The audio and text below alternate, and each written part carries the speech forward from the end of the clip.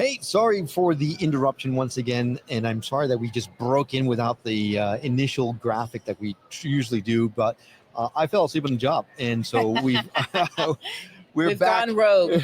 We're back live here at Spirit Fest USA in right off of Dulles Airport. We're in Chantilly. If you are anywhere near the area, this is the place you want to be. To give you a perfect example of why that is, we have a special guest with us today. We're going around the floor, and every once in a while you just run across someone and you say, oh my gosh, we've got to talk to you. We could not be more excited to have no, I'm not even going to try. Tell us your name again. I'm sorry. Janardana Krishna Das. That's it. If I was going to say it, that's exactly how I would have said it. So thank you so much for coming on the show today. Thank you for having me. It was, I had to take the opportunity when you gave it. Awesome. That's great. So you are. Ooh, that was loud. That was very loud. I hope you didn't come across. You are a part of the Hare Krishna. Yes. Okay. So there's a lot of misconceptions about what you do and who you are and what you believe in. So in a 200-word or less Nutshell. synopsis, what is it that Hare Krishnas do? Yes. So Hare Krishna is a ancient movement which is meant to re-spiritualize and help uplift everybody, no matter which background they're from, which gender they are, which religion they practice. Mm-hmm. But it's really an amazing process which is helping us reconnect with our real self, meaning the soul, the spiritual energy that's inside of the body, and also helping us reestablish our connection with God. It's meaning to give people, or I guess elevate people back to their normal God consciousness. So do you have people of all variety of religious practices involved? Yes, I mean, if you look, a couple of our leaders, they go to a lot of these interfaith conferences, and we have a lot of great leaders, great speakers. The founder of our movement, Srila Prabhupada, he would actually speak a lot to different bishops, different leaders of the churches, different leaders of religious organizations, and they would have these important conversations, not of how can I establish what I believe as better than yours, but how can we work together in helping everybody come to this higher level of consciousness. Now, Krishna is well known in Hindu traditions, right? Yes. The god Krishna. So I assume that Hare Krishna has something to do with the following of that god's teachings. Is that correct? Yes. So that's kind of why I brought this book with me. This Bhagavad Gita. Yes. As it is, this is Krishna's teachings to Arjuna, and it makes the main philosophy for the Hare Krishna movement. And also, if you look across Eastern cultures and traditions, they've all adopted the principles of Bhagavad Gita. And if you actually look, the Bhagavad Gita, it even predates the establishment of Hinduism or Buddhism. It's why we can say it's for everybody. It wasn't one Hindu god speaking to another Hindu person about how he can be Hindu, but it was an amazing conversation that took place between Krishna and Arjuna, not just for the benefit of Arjuna, but for the benefit of the whole world. Right. And it's ironic because from what I know, what little I know about the Hare Krishna, you really promote love and self-respect and things like that. And the Bhagavad Gita takes place during a war. Mm. right? And then so it's ironic that the message of love is coming through from the battlefield, really. And when I read it, it was not at all what I expected. It was very cool. But where is it more needed? No, absolutely. No, absolutely. Exactly. Yeah. And in fact, one would say we are in the battlefield right now. So now's when we really need you. So True. Yeah, Thank yeah, you for and I doing. mean that's like why these principles they're able to transcend just this. It isn't just like you can see, oh, Arjuna is a warrior, and Krishna is encouraging him to fight. You know, I'm just like a electrician, or I'm just like a everyday guy. I'm like a teacher. How does this apply to me? But it's like you were saying, you know, it isn't that we're literally going out to war, but a lot of times we're having internal battles, especially within our own mind.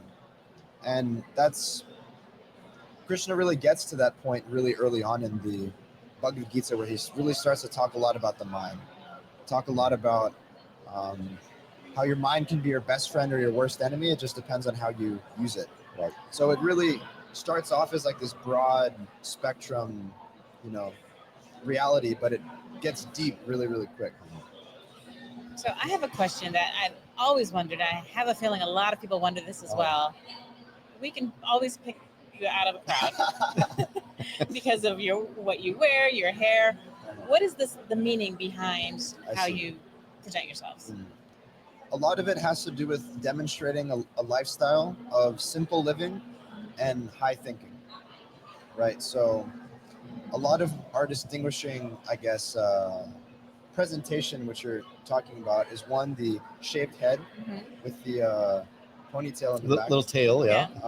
Mine's grown out a little longer because I've been on the road for like 3 weeks. Oh, wow. So yeah, I haven't shaved in about 3 weeks. And then the tilak, or the clay markings that are most visibly seen on the forehead, but we also put on our chest, our arms, and the back. And then the orange saffron robes. So the shaved head is really meant to, well, one, it's for cleanliness, because as you probably know, when you have a lot of hair, it gets everywhere. Yes, I know. Like, Boy, do we know. like before I shaved my head, I had long hair like down past my shoulders, and when I would clean my room, I would just be like, why is there so much hair everywhere? Right. So one, it's for cleanliness, and two, it's to demonstrate detachment. Oh. So there's two ways which you can visibly express detachment, especially in the form of hair. One, you can just shave it off and be like, yeah, I don't really care about this. Or two, you can just let it grow, however it goes. But for us, it's recommended that, you know, since we go amongst society a lot and we don't just live in caves, that this is a more reasonable presentation, which also follows these principles. And then this tilak, or this clay, it's meant for purification of the body, for protection of the body, and also purification of the consciousness. Oh. So it's actually from holy rivers in India. And when you put it on, you recite different mantras in which you're praying for purification and protection. It's not something that we say that everybody has to do at all times, but at least for the tradition of monks, it's a general practice if you look across a lot of different schools. And also these specific markings, it identifies which tradition that you're from. So like a lot of common markings you can see, like the Shaivites, for example, they put the 3 lines across their head with these ashes from their sacrifices. So that also has a deeper meaning, but traditionally in society, you would be able to see exactly who somebody is just by looking at them. So everybody would be, oh, like you could even say, oh, this is like the milkman, based off like what he's wearing, what he's doing, and different markings. So similar different schools of philosophy.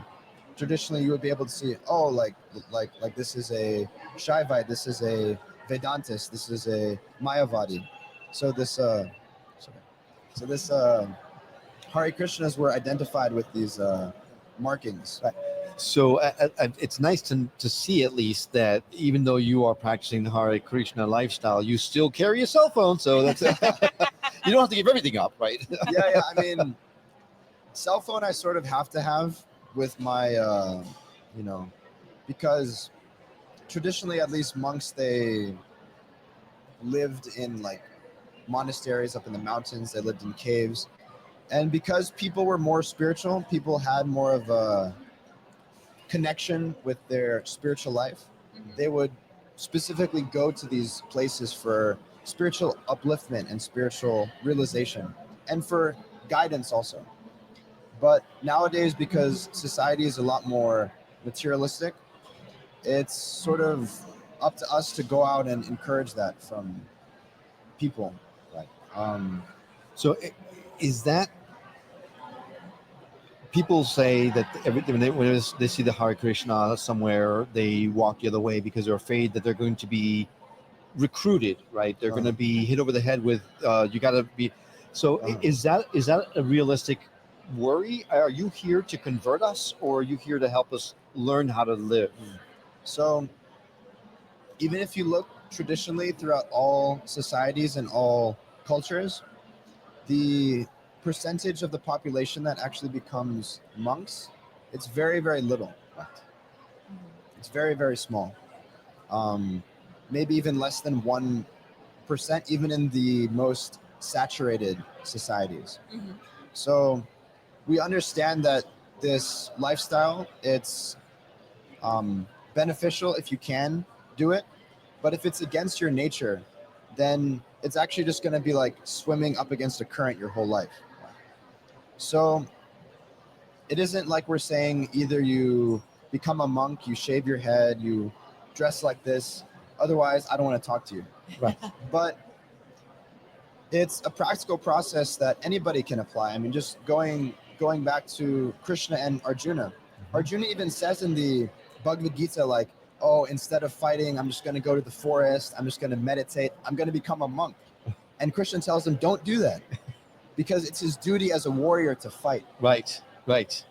So while we do recommend, if people have the capacity, if people have the inclination, it's nice to even spend some time living in a monastery, living the monk lifestyle, just to sort of establish like a really strong foundation for your wherever you decide to go further in life, whether you stay a monk or whether you go pursue other things. But even if people don't spend that time, anybody can read these books.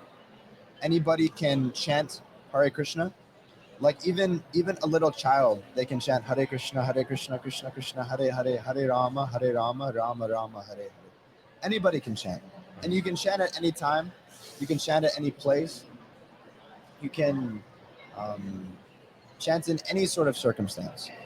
So here and where we're seeing mostly, at least myself, I travel a lot to college campuses.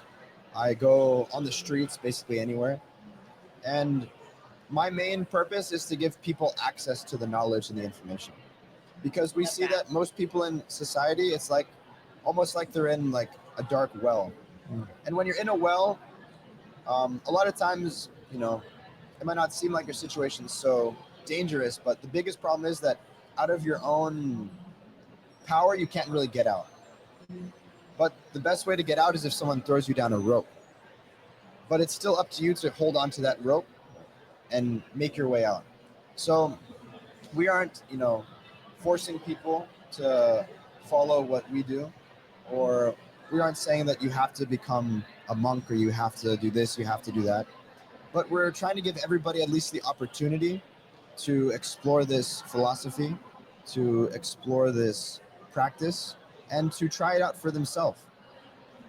Because we don't just say, do what I say because it's what I'm telling you, and just believe it because it's what I say. But we're inviting, you might not have faith in what I'm saying, so try it out for yourself I love and that. see how it works for you. It's fantastic. How did you get involved with it? Good question. So My parents, they weren't particularly pushing me towards one religion growing up, so I didn't have a super strong basis anywhere. You know, if my friends were going to church, I would go to church. If my friends were going to the mosque, I'd be like, I'll come. Or if they're going to a temple, I thought that was pretty cool. But I was more interested in playing sports, in watching movies and hanging out with my friends. Mhm. But specifically when I was in college, I came to like the practical realization where I didn't want to see myself the same place that my peers were going. Basically, I saw that the route of getting a job, making money, having a house, having a car, that in and of itself wasn't going to make me happy. And not only that, but most people, they were so dissatisfied and so like drained by material life that they couldn't help others also. Yeah. So I was like, I've already dedicated my time in college to learning and to studying something. So the most important thing that I can do is study the thing that'll be most important for me, and then learn something that I can then share with others. So I started reading philosophies, I started studying different religions and cultures. And a lot of what I would do is I would just talk to people that knew more than I did and that I felt like I could gain something from this person. So when I read books like Bhagavad Gita and the other books by A.C. Bhaktivedanta Swami Prabhupada, it made the most practical sense. And I saw that it didn't contradict any of the other teachings of great teachers or prophets that I saw, but it gave me the most tangible information. And I saw that it had a really practical process that I could apply to and share with others. It wasn't just something that was theoretical. It was something very practical, very tangible, and I experienced it for myself. So when I graduated college, I went to college on a scholarship. So I graduated with no debt, with no material things tying me down. So I was like, you know, I think living as a monk would be cool. If I don't do it now, I'm never going to do it ever. Yeah. Because, I mean, maybe when I'm like 60, 70, but who even knows if I'll live that long, right? So I was like, yeah, if I have the chance now, might as well do it. And I've been living this monk lifestyle for about 2.5 years now. And yeah, I think it's the best decision that I could have made. So it's your path for sure then. Yeah, I mean, I can't say for sure or something that's definitive. A lot of monks, even in the Hare Krishna tradition, they live this sort of lifestyle for about anywhere between like 4 to 10 years. And about 99% of them, they end up getting married, having a family. But it's this initial training that's really important. In fact, in traditional society, everybody would live as a monk from the age of 5 till 25. Because, I mean, just like now we go to school basically from an hour 5 till 25. But they would learn so many different things and they would get like a spiritual education. Right? So it wasn't like later on in life you were seeing like middle-aged people becoming monks like you see now. But everybody already had that spiritual foundation growing up. And then they could then choose whether to stay with that lifestyle, which only a small amount, maybe like 1% of people did, or they could choose to go out and pursue what you could consider to be a normal life, but it wasn't normal because they had that special mindset and that special training where they could see the world through a spiritual lens. So yeah, I mean, these teachings of Krishna and Bhagavad Gita and this chanting of Hare Krishna and this mindset and this elevation of consciousness that I'm working towards, that'll last with me for my whole life. But I hope I'll be able to continue with this monk lifestyle. But if I find myself that it's just fighting my nature, then it's not something that I have to stick with. Okay. That's fantastic. So what do you think, Karen? I think it's too late for you. Ah, dang it. I think that he would look good in orange. Yeah. As a matter of fact, I do. And he's already losing most of it up here anyway. Oh, that's wow. fighting words, son. I'm joking. All right. Well, if someone was interested in learning how to get involved in lifestyle, how can someone find out, like, if it's for them or not? Yeah, I mean, a lot of people, they see Hare Krishnas just walking down the street. Maybe not as much as they used to back in the day, but you know, I'm still out here doing my thing. You're The guys in representing. So you know, if you see any of us, you can always talk to us. You can also read Bhagavad Gita. Right. Anybody can read it. You can. A lot of local libraries have it. You can get it online. You can also get the books from us too. Yeah. And there's actually a bunch of books out there that help you to interpret the Bhagavad Gita. So it gives you the text and then an interpretation of it. Because when I first read the Bhagavad Gita, I was like, huh? Right? So when I read one that had the interpretation, it helped me to kind of put it in perspective. Yeah. And I went, oh, okay. And it does. A lot of Hindu thought processes really resonate with me. So I just wasn't sure I'd look good in orange. Yeah, we highly recommend people read this Bhagavad Gita as it is, because it has the original Sanskrit text.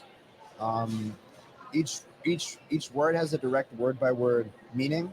There's an overall English translation, and then for each of the texts, there's like a detailed explanation, which isn't just coming from the thought of one person, but A.C. Bhaktivedanta Swami Prabhupada, who compiled this Bhagavad Gita, when he was writing the commentaries, he would have the commentaries of 10 to 12 other teachers, which he would then compile.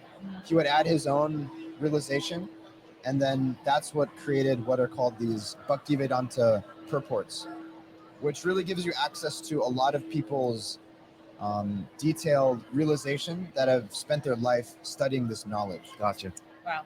That's very cool. So Bhagavad Gita as it is. Okay. Can you find it on Amazon? Yeah. Perfect. There you go. You Just can go to Amazon.com and grab that book. you can even find it free online also if you like to read online, but we recommend people read the physical copies because it's better for the mind, it's better for the eyes. Yes. And there's absolutely. an energy transfer, I think, in the book, the physical book, that you don't get from an online publication. And you can read it in the bathtub without getting electrocuted if you drop it. Exactly. That's a very good point. Thank you. I'm glad you mentioned the bathtub, because I thought we were going somewhere else with that one. Yeah. Anyways. but yeah, and you can also look up online, and any major city, at least if you're in North America, we have temples in most of these major cities. Like here in I guess we're in Virginia, right? We are, yeah. We're so close to so many different places. Yeah, that's true. Hard Yeah. to tell sometimes, but yeah. So in Washington D.C., in that Maryland area, we have a temple. Here in Philadelphia, there's one. In West Virginia, there's one, and in most major cities all across the country, we have these centers, which are sort of like oases or like places where anybody can come and learn more. They can get spiritual practice, they can get spiritual guidance. Like every day we do meditation. We have classes on all of these books, so anybody can come at any time. We also have food for everybody that comes, free vegetarian food. Oh, so yeah, it's you just upped the ante right there, my son. yeah, you can and it's spiritual food also, so it's uplifting for the consciousness. Oh, wonderful. Well, so the best thing about this, in getting to know you, is that you seem just like a normal, regular dude, right? Who's just practicing this lifestyle. When a lot of people think of Hare Krishnas, they think, oh, these guys are way out there or whatever. You're a very personal, educated, just a regular dude. So there's nothing to be afraid of.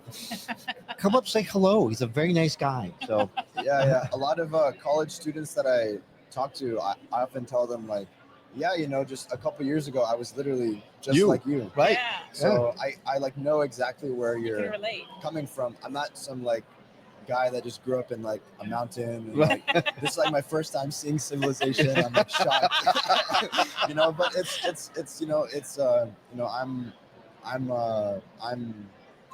in this human body just like you are, and I've had similar experiences to what you're having. So yeah, it's yeah, we aren't scary people, Right. hopefully at least. Yeah. No, you seem very, very normal to me. So that's perfect. Like, so if you, again, I'll mention it, if you are in the DC area, you want to come out to Spirit Fest USA, he's here. Come say hello to him. It's in the Dulles Expo Center in Chantilly. It is really, really a cool show. It is really starting to get hopping. So now's your chance. We'll be here today and tomorrow. Love for you to come say hello. Come say hello to him. Come say hello to everybody. But most of all, come say hello to me, because I'm the one who invited you, not her. Oh, wow. I'm going to be shopping, so I'm not even going to. All right. So you are listening to the Skeptic Metaphysicians, and you're watching it on NewRealityTV.com. Hey, thanks so much for being on the show. Yeah, We for sure. appreciate it. Thank you guys for having me. We now return you to the regularly scheduled program already in progress. Thanks for joining us.